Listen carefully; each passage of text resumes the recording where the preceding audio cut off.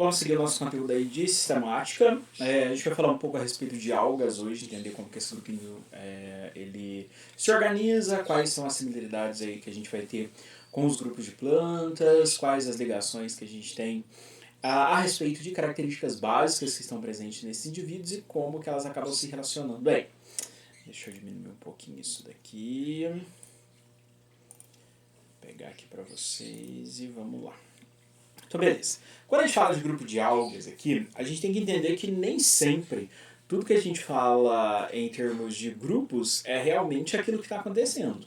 Quando a gente fala de algas, eu não estou falando de um grupo só. Quando a gente trabalha com algas, a gente está falando de vários grupos de organismos que se encaixam dentro dessa classificação alga. Alga necessariamente não é um grupo de classificação. Ele é um apanhado de indivíduos que apresentam algumas características similares. Mas eu não tenho uma categoria taxonômica chamada algas. Para algas, a gente vai perceber que existem vários organismos presentes. Então, eu tenho grupos de bactérias, que são algas, grupos de protozoários, que são algas, e grupos de plantas, que são algas, que necessariamente compartilham algumas características em comum. Então, vamos pensar dessa maneira. Algas vai estar sendo aplicado aí para uma variedade muito grande de organismos, e não para um indivíduo só, como é o que a gente vai falar boa parte dessa disciplina. Só em algas que a gente tem esse probleminha aqui. O significado que está necessariamente relacionado a esses grupos são as características que são compartilhadas. Então, algumas características que são em comum entre esses indivíduos, como a fotossíntese, o armazenamento de amido, a clorofila A e B. Então, são características que são similares a esses grupos e mantêm eles nessa classificação de algas, certo? Mas, mais uma vez, a alga não seria um grupo taxonômico, ela é só um apanhado de indivíduos aí. Beleza. Se a gente olha para esses indivíduos aqui, fica um pouquinho difícil da gente estabelecer um padrão de características básico. Então, eles apresentam, sim, algumas características que são compartilhadas, mas também a gente vai ter características que são muito distintas entre eles. Por exemplo, se a gente for pegar a questão do tipo celular, eu tenho grupos que são eucariontes, eu tenho grupos que são procariontes e continuam dentro de algas. Então, eu pego cianobactérias. Cianobactérias são as cianofícias, grupos de algas azuis. Essas algas, necessariamente, são grupos procariontes, porque são bactérias. E se eu pegar, por exemplo, as euglenas são protozoários clorofilados eucariontes. Então, um grupo de indivíduos completamente diferente, mas continua sendo alga. Se eu pego a clorófita, um indivíduo multicelular, que apresenta uma certa organização dessas células, não tecido ainda, mas apresenta uma organização muito boa dessas células, e também eucarionte, também realiza fotossíntese. Então a gente tem algumas características que acaba trazendo essas questões aqui. Posso ter momentos em que eu tenho indivíduos que não são pigmentados. Então, indivíduos que não realizam fotossíntese, ou que são grupos que realizam uma fotossíntese facultativa. Se tem matéria orgânica disponível para ele fazer fagostose, como um protozoário, se eles conseguem matéria orgânica dessa forma, não há necessidade de realizar um processo fotossintético. Então, isso acaba facilitando para eles. Quando eu não tenho matéria orgânica disponível, a maneira de obter os carboidratos é realizando a fotossíntese. Então, as algas conseguem fazer essa mudança aí desses processos de alimentação. Em termos de estruturas, a gente tem algumas exceções, porque tem grupos que são pluricelulares, outros que não são. Para grupos de algas que são plantas, obviamente a gente tem uma organização melhor, porque eu tenho uma multicelularidade presente, então a presença de órgãos, quase órgãos vegetais, né, mas ainda não tem uma estrutura tão específica assim. Mas eu tenho agrupamentos celulares que conseguem realizar funções, que conseguem realizar eventos reprodutivos e necessariamente aí é a forma de reprodução e a forma de sobrevivência desses grupos. Em termos de habitat, bem óbvio que eu dependo do ambiente aquático ou do ambiente úmido. Para o ambiente úmido, eu vou estar associado com outros organismos. Então, vou estar associado com fungo, vou estar associado com os líquens. Então, esses eventos de associação que acabam ajudando os organismos a permanecer, que acabam ajudando essas algas aí a conseguirem permanecer no ambiente. A gente vai ter várias importâncias para esses grupos, então várias características que eles acabam desempenhando e que são serviços ecológicos, né, que necessariamente vão trazer uma vantagem ambiental, necessariamente vão trazer recursos para o ambiente e esses recursos precisam ser utilizados de alguma forma. Então os primeiros recursos que a gente vai ter relacionado aqui seria com a cadeia trófica. Então, lembra da cadeia trófica que a gente tem os produtores primários, a gente tem os consumidores a gente tem os produtores, tem os consumidores primários, que são os herbívoros, os consumidores secundários, que são os carnívoros, os decompositores. Então, essa é a cadeia trófica. A produção primária, que são as plantas aqui para o ambiente terrestre, quando a gente considera para o ambiente aquático, a gente tem os grupos de algas. Então, elas necessariamente são esses produtores primários, são o primeiro nível trófico de uma cadeia trófica. Então, as algas têm uma importância muito grande aí dentro da cadeia trófica, fornecendo recurso para os grupos de herbívoros. Então, é uma das funções que a gente atribui aí aos grupos de algas. O processo de oxigenação do ambiente. Então, o ar que a gente respira, necessariamente ele é derivado da respiração das algas e não da respiração das plantas. Então, a gente tem aí um volume de algas extremamente superior ao volume de plantas que a gente tem, justamente porque os oceanos são repletos de algas. Então, ali a gente consegue ver o maior processo de respiração que a gente tem do nosso planeta. Então, necessariamente a respiração oceânica, que vem dessas algas, necessariamente é o que faz o processo de oxigenação do nosso planeta. Conseguem atuar nos processos de fixação de nitrogênio atmosférico, muito bom. Então, consegue atuar nessa fixação de nitrogênio, retirando o nitrogênio da atmosfera, mandando para a água e para solo. Então, isso é algo bem interessante aí para a gente. Vão auxiliar bastante na ciclagem do nitrogênio, né? Então, com essa fixação. Não dependendo apenas dos grupos de bactérias ou das descargas elétricas que realizam esse processo de fixação. Podem ser utilizados aí como alimentos e para produtos industrializados. Então, existem vários componentes que são derivados de algas, principalmente alimentos que são industrializados. Então, eles acabam trazendo muita alga presente no processo de preparação do agar. Então, a gente também vê a alga presente, né? Existe gelatina sendo feita de alga, então a gente vai ter aí uma aplicação dentro da indústria alimentícia também com esses indivíduos. Algas que têm estrutura corpórea maior, por exemplo, a alga marrom, que a gente vai ver já já, ela pode atingir 15 metros, enfim, então tem um tamanho muito grande dessas algas. Elas são utilizadas para fazer farinha de alga. Então, todo esse material é coletado, seco, desidratado e feito para utilizar para a produção de farinha. Então, farinha de alga também é algo que é comercializado aí. Em alguns desses indivíduos, eu posso ter alguns desequilíbrios ambientais acontecendo, que é o caso aí da maré vermelha, que não é causada pelas algas vermelhas, é causada pelas algas douradas, as pirrofíceas. Nesse momento, ocorre por algum motivo um aumento da taxa de nutriente na água. Se aumenta o nutriente da água, as algas, no caso as pirrofíceas, elas conseguem aumentar a sua taxa de crescimento, aumentar a sua população. Como naturalmente elas vão, no seu processo de crescimento, elas vão liberar excretas, como eu tenho uma superpopulação dessa alga, eu tenho uma liberação muito grande dessas excretas e acabam que toda essa concentração cria uma toxicidade que os organismos não conseguem sobreviver ali próximo. Então a maré vermelha é justamente isso. Então eu tenho uma quantidade de toxina presente na água devido aos processos de excreção desses grupos e é comum peixes não conseguirem sobreviver, ou eles morrem, ou eles migram, vão para uma outra área, até essa maré sair, até necessariamente tudo isso aí se dissolver e a gente não ter isso mais em altas concentrações. Então é um dos eventos que pode acontecer aí com a maré vermelha. E não é só esse exemplo, eu posso ter outros exemplos de outros grupos de algas que também fazem isso. Então, aqui a gente está falando de mar, né? Se a gente for pensar de água doce, locais onde a gente tem lançamento de esgoto, certo? Na água. Quando lança esgoto na água, aumenta os nutrientes da água. Então, é um evento ruim para os indivíduos dali.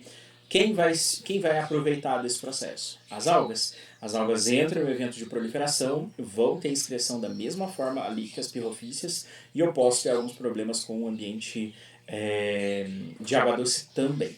Então, quando ocorre esses desequilíbrios aí com as algas, não é algo muito interessante, não. A gente precisa de uma população controlada, a gente não deve aí, manter esses indivíduos em uma superpopulação. Aqui a gente vai ver alguns grupinhos, então como que esses grupinhos eles se organizam. Primeiro aqui a gente tem os grupos de cianofícias. Então quando eu olho para esses organismos aqui, a gente está vendo um grupo bacteriano, certo? Se vocês olharem aqui, eu não tenho um núcleo organizado. Isso que a gente está vendo é vacúolo, então não tem organização nuclear presente desses indivíduos. Então eu tenho um núcleo indiferenciado. Então eu não consigo diferenciar um núcleo presente justamente porque é um grupo procarionte. Então a gente não consegue ver essa organização presente para esses indivíduos aí. Vai apresentar clorofila A igual todos os outros organismos, então é uma característica comum desses indivíduos aqui. Normalmente ficam associados a outros grupos de plantas monocotiledôneas e permanecem ali na água, então isso daqui que a gente está vendo é água, e elas permanecem ali com seus eventos de desenvolvimento sem grandes problemas. Tem um número relativamente grande de espécies, 7.500 espécies, mas isso pode ter aumentado, certo? Sempre a gente vai ter aí novas classificações chegando aí pra gente.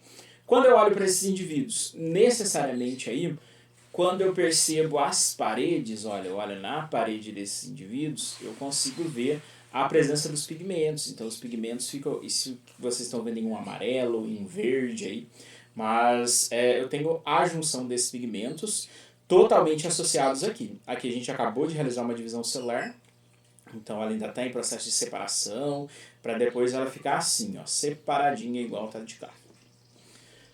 Aqui a gente vê os grupos de clorófitas, são as algas que são plantas, então anterior era grupo de bactéria, aqui são grupos de plantas, então são algas que são muito próximas aos grupos de plantas atuais que a gente que a gente vai trabalhar ainda ao longo do semestre. Temos aqui a clorofila A e B, que é algo comum para os grupos de plantas e é comum para os grupos de algas. Quando eu falo de clorofila, a gente vai ter várias clorofilas diferentes. Então, duas delas é a clorofila A e clorofila B. Duas formas moleculares da clorofila. Beleza. A organização celular, bem óbvio aí que a gente precisa de estruturas ligadas à fotossíntese porque eu sou planta. Então a gente está falando de grupos de clorófita. Então eu preciso ter uma formação muito grande aí de cloroplastos já para desempenhar esses eventos aí de fotossíntese. Tem uma distribuição muito grande dos organismos, então se tem água doce, eu tenho clorófita presente. É possível encontrar esses grupos em água salgada também, mas não é tão comum, mas são organismos que podem estar também na água salgada. Reprodução assexuada da forma que a gente já conhece para os processos comuns entre micro-organismos aí e organismos menos complexos. Então vai usar a divisão, vai usar a fragmentação, vai usar a formação de esporos. Então, esporos a gente vai ver bastante ainda, a gente vai falar bastante de esporos ainda nos próximos grupos aí. Processo de reprodução sexuada, então eu tenho a conjugação e a formação de gametas. A conjugação eu tenho uma fusão de células que trocam material genético. E na formação de gametas, necessariamente eu tenho um gameta masculino que precisa migrar até o gameta feminino para realizar a fecundação. Então os padrões reprodutivos são bem comuns aí para esses indivíduos. Vou ter o amido como a substância de reserva, então o carboidrato de reserva para os grupos de clorófitas necessariamente é o amido. E a gente vai começar a ver aqui uma diferenciação celular muito grande. Então a gente tem múltiplos tipos celulares. Então eu tenho muitas funções sendo desempenhadas por grupos celulares diferentes. Então isso que garante uma diversificação muito boa aqui desses grupos de clorófitas, desses grupos de algas que são plantas. Depois a gente entra em euglenas. As euglenas são grupos de protozoários, então tem um número pequeno aí de espécies, dá para ver ela aqui do lado. Mas as euglenas aqui, elas são grupos de protozoários que são flagelados e unicelulares. Então são um organismo flagelado com uma única célula e essa única célula garante todas as minhas funções vitais. Os pigmentos, da mesma forma, certo? Se ele estiver presente no caso, porque as euglenas, sendo protozoários, elas podem realizar fagocitose, então nem sempre elas vão estar atuando aí na fotossíntese, elas podem sim utilizar de uma forma heterotrófica, se alimentando, né? Atuando como predadoras, necessariamente, de outros protozoários, de bactérias, de fungos, por aí vai. Esses indivíduos podem apresentar uma lórica, que seria uma carapaça similar a uma estrutura de proteção para esses indivíduos. Então, algumas espécies dentro de euglena podem apresentar essa carapaça, essa lórica. Grupos de água doce, que também vão ocupar água salgada, então tem uma distribuição muito grande aí para os indivíduos. Podem ser aí mixotróficos, então uma hora é fotossintético, outra hora é heterotrófico. Então uma hora ele faz um, uma hora ele faz outro. Ou ele pode ter aí, como a maioria da vida do organismo sendo heterotrófico, e só quando ele precisar, ele entra em eventos de fotossíntese. Então, tem uma variabilidade muito grande aí em termos de formas de obtenção de recurso para esses grupos aqui.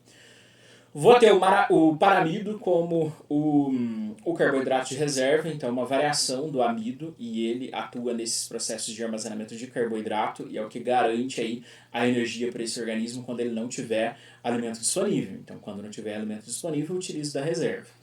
Vai ter aqui somente a reprodução assexuada pela divisão. Então, grupos de protozoários unicelulares, nesse caso, não realizam aí eventos de reprodução sexuada, somente a assexuada nesse processo.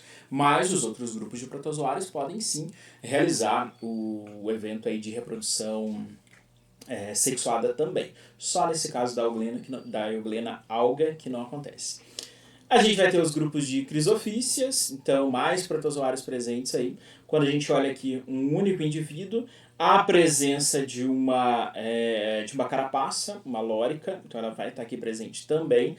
Então isso que vocês estão vendo em branco ao redor do indivíduo seria essa carapaça. E aqui a gente consegue ver a carapaça repleta de espinhos aí, que é o que mantém esse indivíduo presente. Grupos unicelulares, como a gente já viu, então não muda muita coisa do que a gente já conhece. Essa carapaça pode ser composta por sílica, um material similar a vidro, certo? Que vai se acumular ao longo do período de vida do organismo, ele vai se acumulando e vai formando essa carapaça aí de proteção, que garante a proteção desses grupos aqui. Depois a gente tem a Phaeophyta, que é a alga parda. Deixa eu só ver se tem foto. Tem. Então aqui a gente tem grupos necessariamente grandes que desempenham aí um processo de crescimento relativamente grande. Grupos aqui para atingir tamanhos aí de 20, 30 metros não é tão incomum, além de conseguir aí ter um processo de utilização da luz muito eficiente. Vão estar presentes aí em qualquer ambiente, então conseguem ocupar água doce, conseguem ocupar água salgada, não é problema isso para eles. Não tenho aqui indivíduos unicelulares, bem óbvio, né, pelo tamanho do organismo, dá para a gente imaginar que eu tenho uma formação de tecidos bem desenvolvidos aqui, não tenho necessariamente aí essa desunião celular, então isso não acontece com esses grupos aqui. Tenho aqui a laminarina como o carboidrato de reserva. Na verdade, todos são carboidratos, né? Só que eu tenho estruturas moleculares diferentes desses carboidratos que tornam eles mais estáveis ou menos estáveis. Então, com isso, eu tenho uma variação desses carboidratos. Eles vão ficar mantidos muito tempo na célula ou não. Então, isso seria a característica de reserva desses grupos aqui. Parede celular vai estar presente para esse grupo, então são grupos de plantas, Phaeophyta são grupos de plantas também, da mesma forma que a Chlorophyta que a gente acabou de ver. Vou ter aqui a utilização deles como estabilizante e espessante, funcionam aí para textura de alimentos, então eles podem ser utilizados para textura alimentar, podem ser utilizados como conservantes desse alimento, como estabilizante do alimento. O alimento ele tem uma textura gelatinosa, então com a utilização de extrato de Phaeophyta, ele continua com essa viscosidade, ele não vai ficar líquido ao longo do seu processo de comercialização. Então, também é utilizado aí como estabilizante. Podem ser utilizados como fertilizantes, então a utilização desses grupos de plantas acabam ajudando aí nos processos de recuperação de solo, então tem muito potássio associado, tem muito iodo associado, e elas podem ser utilizadas aí como material de fertilização também. Aqui a gente tem uma representação dessas plantas, dessas algas, que são plantas também. A gente percebe que o tamanho do indivíduo é relativamente considerável. Aqui a gente tem alguns glóbulos de reprodução, então isso daqui vai liberar esporo, enfim, para seguir as etapas reprodutivas do grupo. Depois a gente vem com Rhodophyta, grupos de algas vermelhas, que não são essas algas que causam aí a maré vermelha. Mas quando a gente olha para esses indivíduos aqui, a maioria deles são marinhos, eles vão conseguir crescer até 175 metros de profundidade, então é até nesse local que eu consigo encontrar, abaixo disso eu não encontro mais essas algas vermelhas, justamente pela necessidade de fotossíntese. Tenho vários pigmentos associados justamente pela coloração, então tem muitos pigmentos novos aí, além de clorofila A e B, bem óbvio.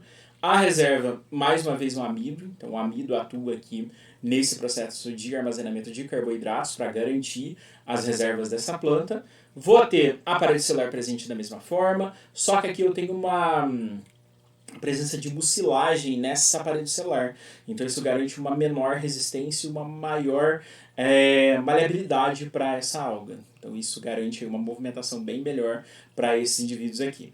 Tenho esses organismos atuando nos processos de reprodução sexuada, mas aí utiliza a oogamia, então um processo em que os gametas são muito similares entre eles e eu realizo esse processo de fecundação entre esses indivíduos. E, por último, aí, a gente tem as pirrofícias, que são as algas aí que vão causar a maré vermelha. Então, as pirrofícias, algas douradas ou dinoflagelados, eles vão atuar nesses processos de exploração do que eu tiver de recurso em termos de nutrientes presentes na água. Podem ser chamados aí de dinoflagelados, então apresentam 2 flagelos, e aqui, mais uma vez, são grupos de protozoários. Esses organismos podem estar presentes tanto no ambiente marinho quanto na água doce, então é comum para esses indivíduos. A lórica vem aqui de novo, então eu tenho, aqui vocês podem chamar de teca, mas se preocupem com isso não, é tudo carapaça. Vou ter uma carapaça presente aqui para esses organismos também, de carbonato de cálcio, pode ter até mesmo celulose presente nisso. Então ela consegue estar armazenada e consegue ficar escondida, né, um mecanismo de proteção. Mais uma vez um amido presente, mais um carboidrato de reserva aí associado para esses grupos, e a reprodução sexual ela vai apresentar uma divisão longitudinal. Então eu tenho aí uma fusão longitudinal desses grupos celulares e eles conseguem realizar uma troca de material genético para o processo de reprodução. Aqui a gente tem algumas imagens dos indivíduos, então aqui isso daqui seria essa carapaça, os flagelos aqui embaixo. Aqui o indivíduo está totalmente dentro da carapaça, olha, totalmente dentro da carapaça. Aqui eu tenho os flagelos, aqui eu tenho carapaça, olha, totalmente fechadinho aí dentro dessa carapaça, e ele permanece aí para as suas questões de proteção, para as suas questões aí de permanência até conseguir uma condição melhor para sobreviver.